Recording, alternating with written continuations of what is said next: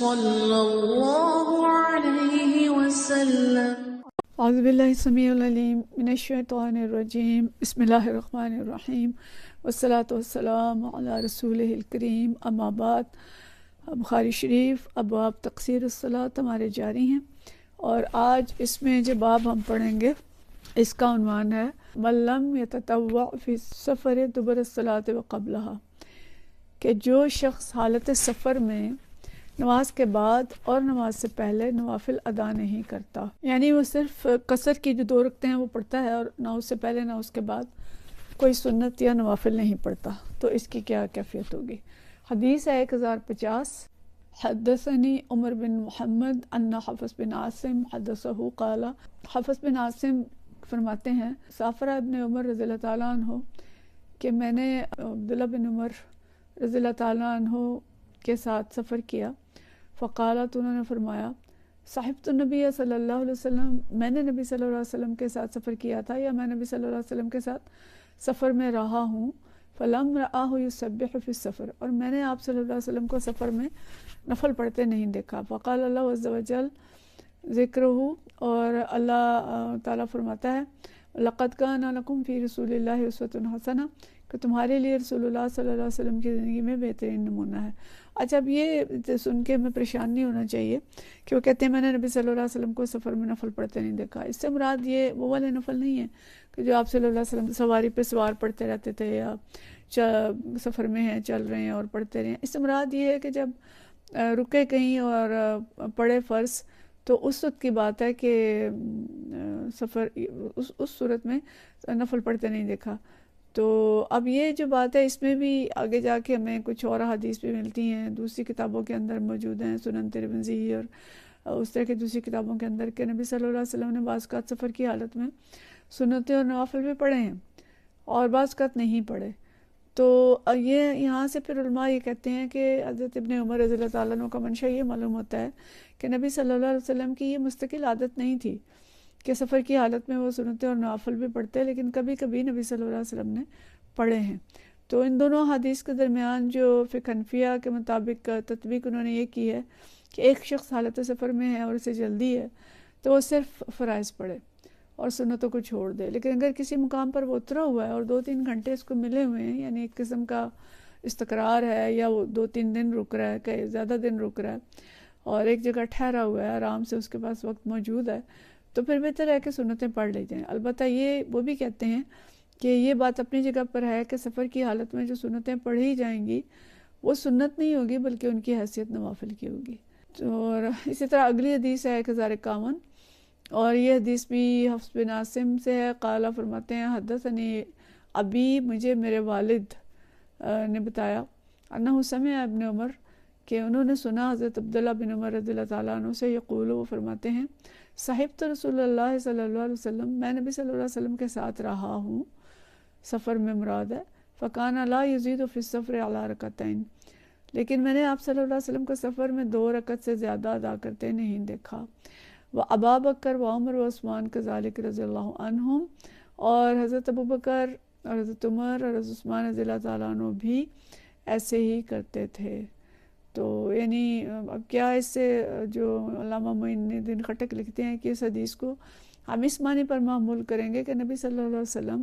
اور خلفائے ثلاثہ کا یہ عام معمول نہیں تھا کہ فرض نماز کی سنتیں اور نوافل پڑھتے، لیکن یہ بات بھی ہے کبھی نبی صلی اللہ علیہ وسلم نے سنتیں اور نوافل پڑھے ہیں۔ تو اس سے بات سمجھ آ رہی ہے واضح طور پہ کہ جو نماز کے ساتھ سنتیں اور نوافل ہم پڑھتے ہیں، نبی صلی اللہ علیہ وسلم کا عام معمول نہیں تھا کہ سفر میں وہ سنتیں اور نوافل پڑھیں، کبھی کبھی پڑھے بھی ہیں لیکن اکثر نہیں بھی پڑھے۔ تو یہاں سے ہمیں گنجائش ملتی ہے کہ سفر کی حالت میں ہم خالی فرض بھی پڑھ لیں، قصر فرض، تو وہ کافی ہیں، لیکن اگر کوئی ٹھہرا ہوا ہے، سکون ہے، پڑھ سکتے ہیں، پڑھنا چاہے تو کبھی کبھی نبی صلی اللہ علیہ وسلم نے پڑھا بھی ہے۔ اگلا باب ہے من تطوع فی السفر فی غیر دبر الصلاۃ وقبلہا، ورکع نبی صلی اللہ علیہ وسلم رکعت الفجر فی السفر، جو شخص سفر میں فرض نماز سے پہلے اور بعد میں ادا کی جانے والی سنت کے علاوہ دیگر نفل پڑھتا ہے، اور نبی صلی اللہ علیہ وسلم نے سفر میں فجر کی 2 رکعت ادا کی ہیں۔ یہ ہم نے پیچھے بھی بات کی تھی کہ نبی صلی اللہ علیہ وسلم سفر میں فجر کی جو 2 سنت ہیں وہ ضرور پڑھتے تھے، ان کو آپ نہیں چھوڑتے تھے، اور باقی سنتیں جو ہیں وہ اس اہتمام سے ادا نہیں کرتے تھے۔ حدیث ہے 1052، اور یہ حدیث عن ابن ابی لیلہ، ابن ابی لیلہ فرماتے ہیں قال ما اخبرنا احد انه راى النبي صلی اللہ علیہ وسلم صلی الضحى غیر ام ہانی، کہتے ہیں کہ ماں سوائے ام ہانی کے کسی نے یہ ذکر نہیں کیا کہ نبی صلی اللہ علیہ وسلم نے ضحیٰ کی نماز پڑھی ہے، یعنی یہ جو نماز سورج اچھی طرح نکلنے کے بعد پڑھی جاتی ہے جسے ہم چاشت کہتے ہیں، تو وہ نماز نبی صلی اللہ علیہ وسلم کے بارے میں کسی نے خبر نہیں دی کہ انہوں نے یہ نماز جو ہے وہ پڑھی ہو۔ ذکرہ تو وہ فرماتی ہیں ان النبی صلی اللہ علیہ وسلم یوم فتح مکہ تھا،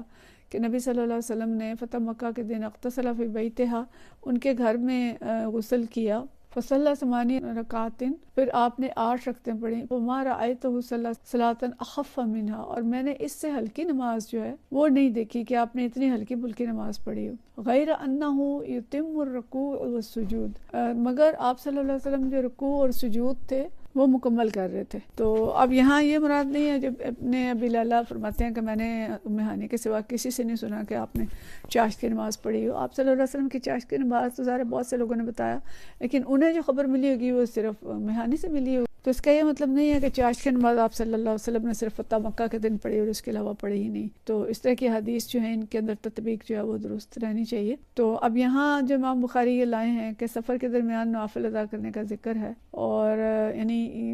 یہ اب یہاں سے سمجھ آتی ہے کہ جن روایات میں نوافل کے ادائیگی کا ذکر ہے ان سے مراد عام نوافل ہیں، جیسے تہجد کے ہو گئے، چاشت وغیرہ کے ہو گئے، اور جو پیچھے ہم نے حدیث پڑھی ہیں ان سے مراد وہ نوافل ہیں جو نماز کے ساتھ پڑھے جاتے ہیں، ٹھیک ہے؟ تو دونوں کے اندر جو فرق ہے وہ ملحوظ رکھنا ہے۔ اگلی حدیث ہے 1053، اور یہ حدیث جو ہے عبداللہ بن عامر رضی اللہ تعالیٰ عنہ سے، حدثنی عبداللہ بن عامر عن ابی ربیہ